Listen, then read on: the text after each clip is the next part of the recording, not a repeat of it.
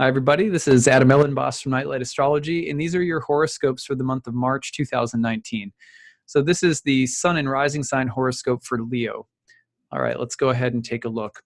So the month gets off to a pretty big start. You have the planet Venus in the sign of Capricorn, in your sixth house, making a square to Uranus and Aries in the ninth house, and then moving directly into your seventh house in Aquarius to stay for the next several weeks. So what can you expect from this movement that is coming right out the gate at the beginning of the month?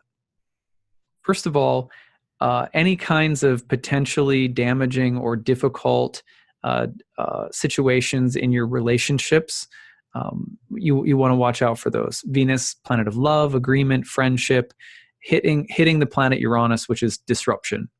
It might liberate, it might be for the better, it might be a part of a process of growth and illumination, but you can expect that the piece may be shaken up a bit, or that there is some theme of experimentation happening. Then Venus enters your relationship house to stay for the next several weeks, bringing a real focus on harmony in relationships. But something has to change first to start the month. Something unexpected is going to come through that tones the rest of the emphasis on relationships for the rest of the month. Now, we go forward to March 6th. You see a new moon with dreamy but sometimes delusional Neptune in Pisces in the 8th house, and you've got Mercury turning retrograde at the same time. That is a major emphasis on the 8th house. 8th house is, of course, a house that has a lot to do with facing our fears, letting go of things. It's a house that's related to death. That doesn't have to be literal, but it is an 8th house emphasis means you're facing things that are deeper, a little bit heavier, maybe an emphasis on doing some of that deeper releasing work, the work that we don't like doing, but that feels good when it's done. And you can also think about the role that a partner or spouse's money might play in the month ahead, the lunar cycle ahead. Changes or revisions around things like debt or finances, financial obligations, some shifting the ground of money. Usually the 8th house has to do with like money that we have, that we owe somebody, or money where there's more of a sense of a burden around money. So a retrograde can bring up kind of like burdens and obligations financially. But new moon and Neptune in that house. Don't be surprised if things come up this month that are a little bit more difficult, like that you kind of like, oh great, I have to deal with this. It's taxes. I owe a little bit of money, or that kind of thing. But also don't be surprised if you're paying off debts and suddenly being like, oh, I don't owe someone what I thought I did, or unexpectedly someone is releasing me or forgiving me from something that I owed them. So the feeling of getting a clean slate from some kind of karmic debt could be there, or possibly having to confront and deal with some kind of karmic debt. Those are all 8th house themes. Again, maybe something simple like a partner's financial situation is changing. You also want to be really careful about the difference between fact and fantasy. Neptune can bring up that blurry line between sort of otherworldly, mystical, imaginative, mythic, artistic dimensions, and whimsical, fantastical, ungrounded woo. So you got to be a little bit careful about the boundary between the real and the fictitious. And sometimes the boundary is not easy to see. So at any rate, that's the new moon with a lot of emphasis on Neptune in your 8th house, toning the lunar cycle to come. On the same day, the planet Uranus enters your career house, where it will stay for the next 6-7 years now, all the way until about 2026. That's a planet of rebellion, again, disruption, expect the unexpected. It's related to defiance and originality. So it's really going to shake things up starting now in your career house and for a while to come. Now, you got a taste of this last year between May and November. Uranus popped into that house and got things started. So you probably know what's coming in a sense, but that's what you have to look forward to. Now, if you follow on this theme up until about March 14th through the 19th, thereabouts, Mars in your 10th house will be working through trines with Saturn and Pluto in the 6th. You're laboring through something this month in the professional house. It's hard work. It may be a lot of effort or assertiveness required, and it's very earthy, kind of practical. You may be facing certain forms of resistance or defiance. You may be challenging the status quo, but having to do a lot of work to make the changes that you think are most needed.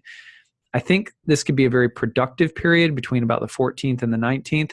But Mars, Saturn, and Pluto will definitely require a deeper level of work. You're going to be kind of digging in here. And I think it's going to mostly be about work or professional matters. So working through maybe a little bit of a difficult patch, but I'm going to call it a productive one nonetheless. We'll see how that goes. Let me know. On March 20th, there we have this big moment where the sun passes through the gateway of the spring equinox and conjoins with Chiron in your 9th house. Chiron, the wounded healer. This is a moment of a breakthrough in understanding, of learning, of receiving kind of a higher understanding of your life or of a subject that you study, the potential to take some kind of journey that might be healing. Sun, of course, entering the 9th house, conjoining Chiron at the spring equinox is really a sign of things to come. We take the Aries ingress moment pretty seriously in every year of astrology. And whatever's happening on the ingress, even though it's always going to ingress at the same house, if there's anything significant happening, always pay close attention to that. So an ingress into the 9th house of the higher mind, religion, spirituality, higher education, long journeys, announcing some kind of potentially, let's say, initiating some kind of powerful change in that area of your life, but it's coupled with Chiron. You're dealing with wounds, or you're meeting teachers. You're developing your own skills as a teacher. It's definitely more impactful because of the conjunction with Chiron. Now, the full moon is also happening in house 3, so the change of mind is really very pronounced. There's a shift philosophically, intellectually, that's happening around this time because we also see a full moon in Libra down in the 3rd house. So it has a moment of kind of reconfiguring your entire way of thinking or communicating in the world. Themes of learning, study, spirituality, the mind, very pronounced around the equinox. So think about March 20th and 21st. Then finally, between the 25th, 24th, something like that, and the 29th, you're going to see Mercury conjoin Neptune while it's retrograde. Then you're going to see Venus pop into Pisces as well. And then Mercury is going to station and turn direct, still in conjunction with Neptune. The end of the month is like a Mercury-Neptune party, right? So it has the feeling of being about kind of an altered view of life, of reality. This is the kind of like the vision that you have, the dream that wakes you up at night that you have to write down.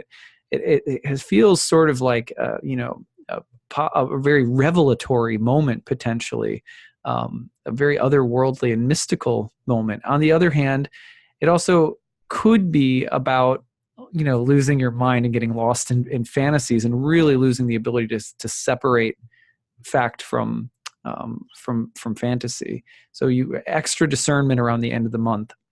This could also be a time signaling very important changes around money, finances, etc. Be very truthful and honest in all of your dealings this month.